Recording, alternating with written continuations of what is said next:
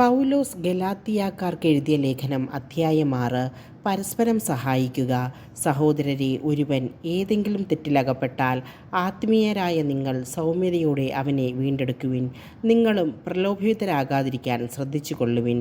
പരസ്പരം ഭാരങ്ങൾ വഹിച്ചുകൊണ്ട് ക്രിസ്തുവിൻ്റെ നിയമം പൂർത്തിയാക്കുവിൻ.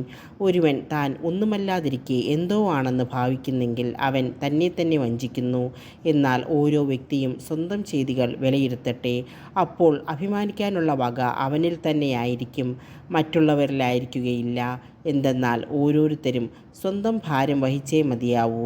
വചനം പഠിക്കുന്നവൻ തനിക്കുള്ള എല്ലാ നല്ല വസ്തുക്കളുടെയും പങ്ക് തൻ്റെ അധ്യാപകന് നൽകണം. നിങ്ങൾക്ക് വ്യാമോഹം വേണ്ട. ദൈവത്തെ കബളിപ്പിക്കാനാവില്ല.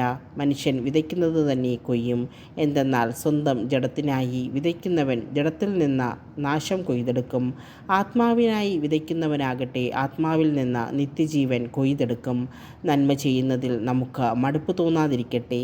എന്തെന്നാൽ നമുക്ക് മടുപ്പ് തോന്നാതിരുന്നാൽ യഥാകാലം വിളവെടുക്കാം.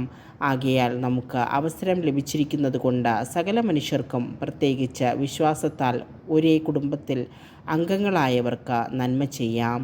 അന്തിമ നിർദ്ദേശങ്ങൾ. എൻ്റെ സ്വന്തം കൈപ്പടയിൽ എത്ര വലിയ അക്ഷരങ്ങളിലാണ് ഞാൻ എഴുതിയിരിക്കുന്നതെന്ന് നോക്കൂ.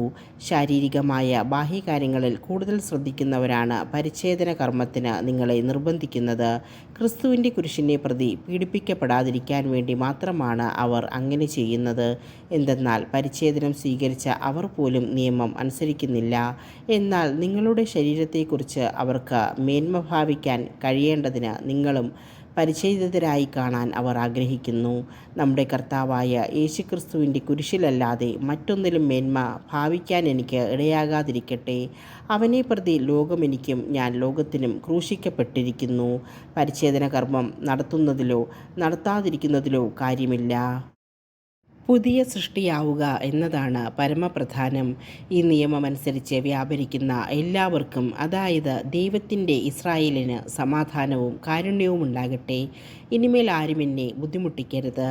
എന്തെന്നാൽ ഞാൻ എൻ്റെ ശരീരത്തിൽ യേശുവിൻ്റെ അടയാളങ്ങൾ ധരിക്കുന്നു.